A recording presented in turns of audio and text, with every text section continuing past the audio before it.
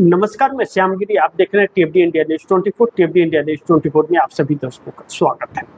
इस वक्त देश की राजनीति में जो उथल पुथल मचा हुआ है, किसके ऊपर भरोसा करें, किसके ऊपर भरोसा ना करें, लोकतंत्र की बात करें या संविधान की बात करें, सरकार की बात करें, विपक्ष की बात करें, सब बेईमानी हो जा रही है। कहते हैं कि जब ईमानदारी पर बेईमानी हावी हो जाए तो समझो लोकतंत्र खत्म हो गया। जब अपने ही अपनों के दुश्मन बन जाए तो समझो कुछ बचा नहीं। इस देश की जनता सत्तारूढ़ दल को और विपक्ष दोनों को चुनती है, क्योंकि हम लोकतांत्रिक देश में रहते हैं, इसके लिए। लेकिन कुछ लोग, कुछ संख्या है जो मात्र 35-40% की संख्या इस पूरे देश के लोकतंत्र को खत्म करने की कोशिश कर रहे हैं। लेकिन क्या वह 35-40% जो वोट दिए सरकार को, वह चाहते हैं क्या कि लोकतंत्र खत्म हो जाए या संविधान खत्म हो जाए? नहीं, वह चाह रहे हैं जो चुन के आए हुए, क्योंकि उनकी नीयत भी खोट है। अब जिस तरह से ममता बनर्जी के साथ में हो रहा है और सरकार कर रही है, या भाजपा कर रही है, आरएसएस कर रहा है, यही कर रहे हैं। यह आरोपी हैं, खुलेआम यह चैलेंज कर रहे हैं। भारतीय जनता पार्टी का झंडा लेकर के जब विपक्ष के लोगों को पीटा जा रहा है तो लानत है ऐसी सरकार पर जो अपने आप को सरकार कहती है, कि विपक्ष का नेता को सरकार के लोग पीट रहे हैं। पुलिस लाचार है, चुप है, अपने घर में बैठी हुई है, कायरों की भांति बैठी हुई है। अब शब्दों का इस्तेमाल हो रहा, होना भी चाहिए, क्योंकि कायरता नहीं तो और क्या है। प्रशासन अगर सही को सही और गलत को गलत कहने की साहस नहीं कर पाता तो वह उसे इस्तीफा दे देना चाहिए, इस्तीफा देकर के चला जाना चाहिए। कम से कम उसे वर्दी की लाज रखनी चाहिए, वर्दी के अंदर गुलामी नहीं करनी चाहिए उसे। लेकिन यहाँ तो लूट और खसोट मची हुई है, तो वर्दी की बात कहां से आ गई? पहले वर्दी का मतलब सुरक्षा, आम जनता की। सेना बॉर्डर पर सुरक्षा करती है। जब पूरी रात सेना जागती है तो 144 करोड़ लोग चैन की नींद सोते हैं, और जब प्रशासन अलर्ट रहता है देश के अंदर, लोग सुरक्षित रहते हैं। लेकिन यहां तो प्रशासन ही मिल गया, या फिर प्रशासन को उसकी पावर को छीन लिया गया, वह कठपुतली बन करके रह गया। तो छोड़ो, जाओ इस्तीफा दे दो कि नहीं भैया मैं तो इस तरह से काम नहीं कर सकता, इस्तीफा दो, जाओ। लेकिन नहीं, उसमें वह भी साथ खड़ा हो रहा है। अब महुआ मोइत्रा के साथ में जो बंगाल में हुआ है, या हम मान ले कि टीएमसी के किसी भी नेता के साथ जो हो रहा है, किसी आम जनता में इतनी हिम्मत कहां से आ गई कि किसी राजनेता को चड्ढी बनियान में सर मुंडवा करके चप्पल का माला पहना करके घुमाए?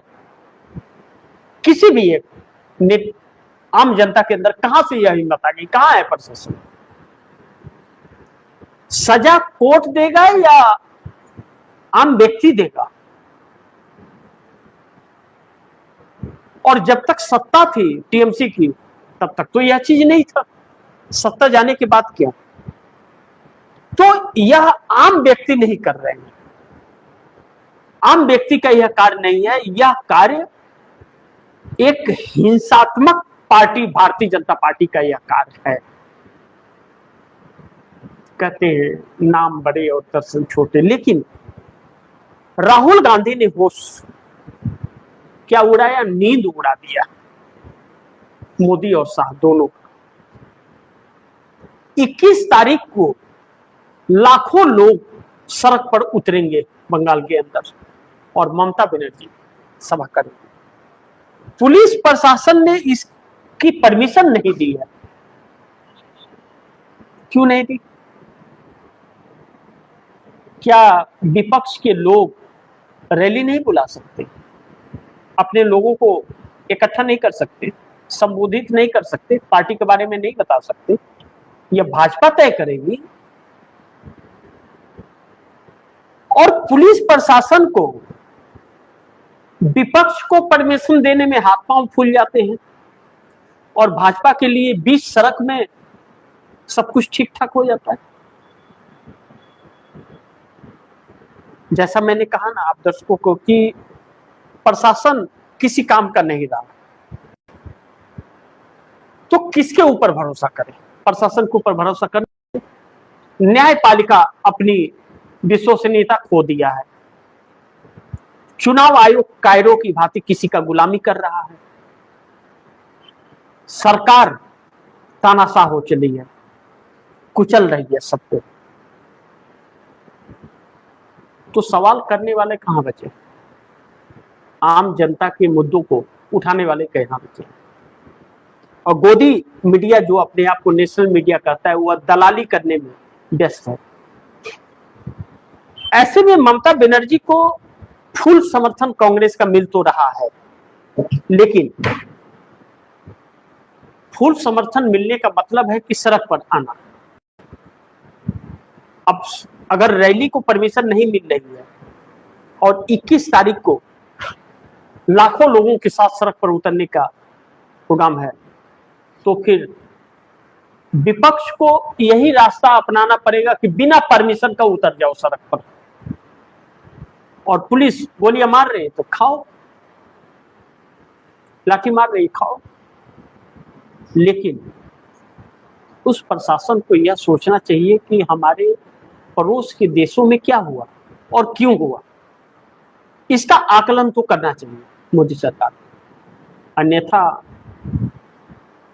कहते हैं कि तब पछताए होत है क्या जब चिड़िया चुन गई खेत। यह दमनकारी नीति ज्यादा दिन नहीं चलती है। एक से एक तुर्रम खां आए और चले गए। यह धरती वीरों से खाली नहीं है। और मोदी से एक चीज है, आप दर्शक मान लीजिए कि अगर 21 तारीख को परमिशन नहीं मिलता और लाखों लोग सड़क पर उतर गए, तो यह डरपोक लोग हैं, कहीं नजर नहीं आएंगे, सब बिल में ढुक जाएंगे एक झटके में। लाखों लोग सड़क पर अगर उतर गए तो मोदी साहब तो गए काम से, और वही मुंह तोड़ जवाब देने लगे तो क्या होगा? इन गुंडों को, भाजपा के गुंडों को मुंह तोड़ जवाब देने लगे तो क्या होगा? तब प्रशासन तुरंत आ जाएगी। जैसे भाजपा वाले पीटेंगे वैसे तुरंत प्रशासन आ जाएगी, एक्टिव हो जाएगी। जैसे उसके जैसा तो ईमानदार कोई है नहीं। ऐसे प्रशासन के नाम पर यह प्रशासन लानत हो गया।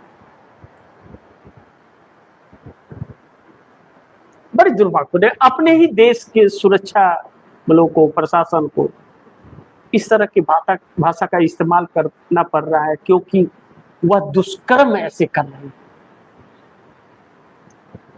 मतलब उनका नाम लेना भी पाप हो गया है। ऐसे कर्म वह कर रहे हैं कि वह नहीं निष्पक्ष है।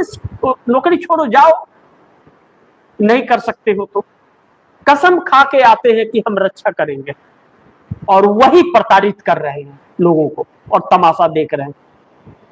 क्या काम ऐसे प्रशासन का? फिर तो हर इंसान अपने आप निपट लेगा एक दूसरे को।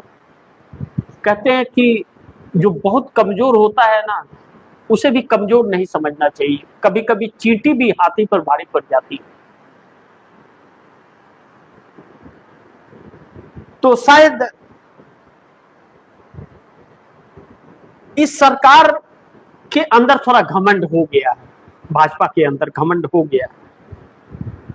वह घमंड तो जरूर टूटना चाहिए, और ऐसे को ऐसा सबक सिखाए कि आने वाली कई पीढ़ियां और नेता की रूह कांप जाए कि सत्ता किसी की गुलाम नहीं है, और सत्ता आती और जाती है, और ऐसा करेंगे तो जवाब कैसा मिलेगा। गलत कार्य करने को मजबूर ऐसे लोग कर देते हैं आम जनता को। इतना किसी को न डराओ कि डर उससे डरने लगे, इतना प्रताड़ित न किसी को करो कि वह इतना उलट हो जाए कि उसका माइंड डाइवर्ट हो जाए कि अब आर या पार। फिर क्या होगा? फिर वह तस्वीर अच्छी नहीं होगी। और यह सरकार और भारतीय जनता पार्टी यही काम कर रही है, मजबूर कर रही है।